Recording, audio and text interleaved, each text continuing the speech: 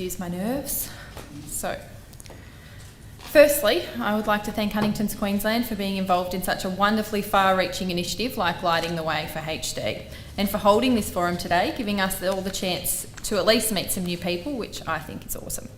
I would also personally like to thank Teresa for her continued involvement with the HD community. I really get a sense that this has been far more than a job for her, and she has been a soldier in our community for decades, a constant in a sometimes very stormy sea. I would also like to thank Alan on behalf of Aleka for your generosity today. So, I'm Breie, which I'm told means strength. I'm 33 years old, married to the most perfect husband for me, and we share two beautiful daughters who are 7 and 1. A rather big gap, you think. Well, I didn't want to outdo my parents, who thought 15 years between my much older brother and I was a good idea. I was born in Tweed Heads, northern New South Wales, on the beautiful Tweed River. And strangely, my grandmother was from a small town in Scotland called Berwick-on-Tweed, which also lies along the Tweed River.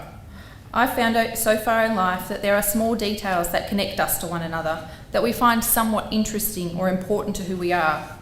Another very small detail about myself is the fact that I have 41 repeats of the CAG expanded mutation on my DNA, the same as my mother and my brother. I would normally have to explain this. And I was all right until you got up.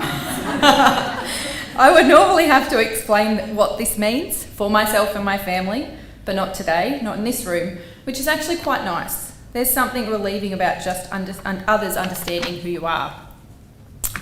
I was first informed of HD when I was about 7. My mum, who was 43 at the time, started showing signs, and I'm told my extended family were concerned at that stage about Parkinson's disease. At around the same time in Sydney, my great aunt, who had been treated horribly over the years with repeated hospitalisations and being institutionalised, was introduced to a young trainee doctor who strongly believed she might have Huntington's chorea. She was right. This led my family into the testing process. My aunt had 4 children with 2 testing positive, and my grandfather and his 3 daughters all tested positive, 100% positive. This has meant some very tough but thoroughly cherished years for us all. As a mother now, I really feel for my nan, who is helpless to the snowball effect that is HD. She has lost her husband, sister-in-law and 2 daughters so far. I tried to think of a day without HD. There are obviously days before I was made aware of it, but for my whole life there has been HD-affected people in my family, slowly changing. One of the greatest things HD has taught me is to be patient with those who appear to be suffering. Don't assume. Give them time and space. My parents, both of them, made some very interesting lifestyle choices that directly affected my childhood. Hindsight is a great tool, and I can see now that it was just too big a burden for them to carry.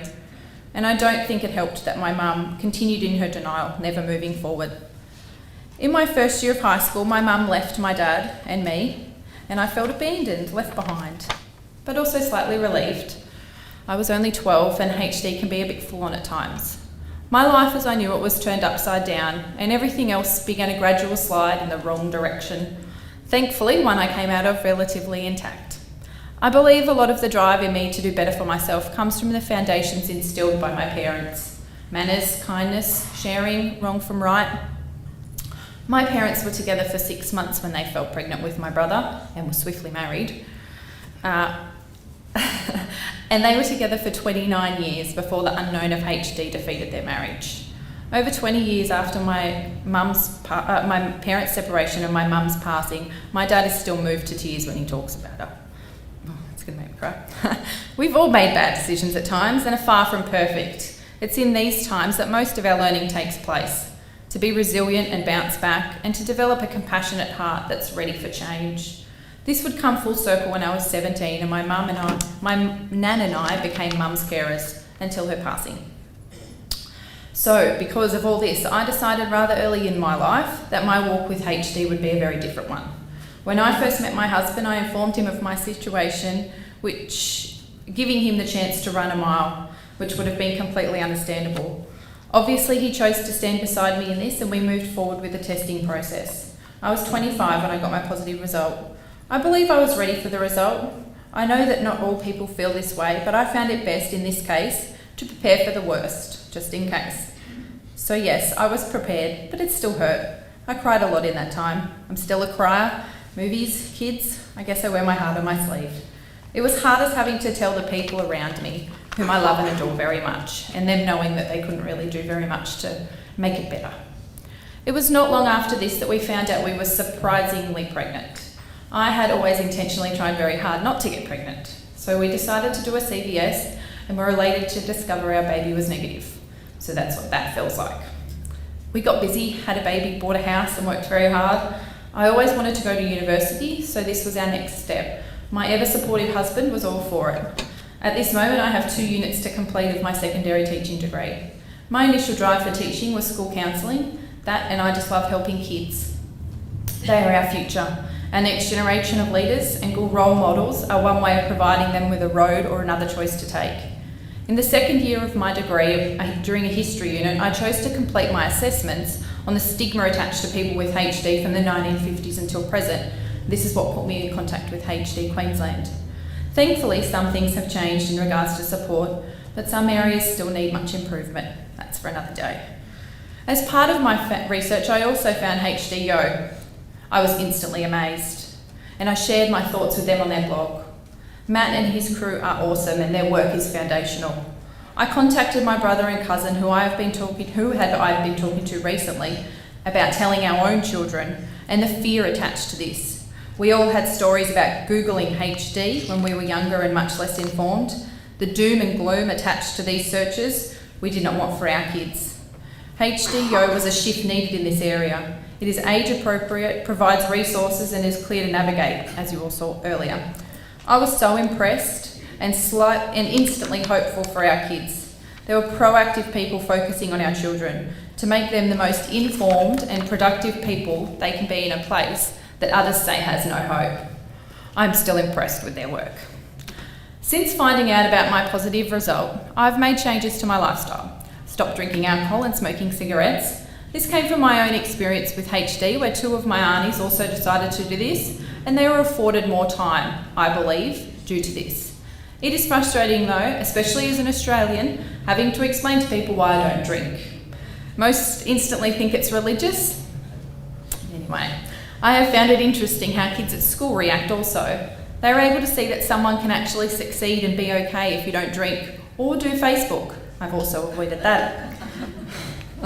I've also chosen to reduce my caffeine intake. Probably my toughest choice. I really love a nice cappuccino, but now it's in moderation. My research assistant, my husband, and I found that the overstimulation probably isn't a great idea for HD. Good for uni though, not so much for HD. Obviously what I choose to do may not be for everyone, and isn't that HD in a nutshell. There are never 2 cases that are exactly the same. Yes, similar, but not the same. But I believe that how we care for ourselves, mind, spirit and body, will lead to a more positive experience of HD, even if you are gene positive. Finding out I was positive gave me a drive to get things done that I felt were important, like uni. I wanted to show my girls that time really had no barrier if you want something, but you sometimes need a little push. I must admit, in the past, there were moments of should I do this now, or I might not have time. But now I just focus on the present and try to make that as constructive as possible, as none of us really know what could change. I refuse to be in denial about HD, that is just me. Only last week I was in Sydney at Enroll, also a lovely devoted team of people working really hard for HD. With the new and exciting research and times that lay ahead for our community, I have really found a fresh hope, one that can extend to those around me, especially our kids. And I must admit, this was a real first for me in HD. I wouldn't be here if it wasn't for the support of those around me and my faith and belief in God.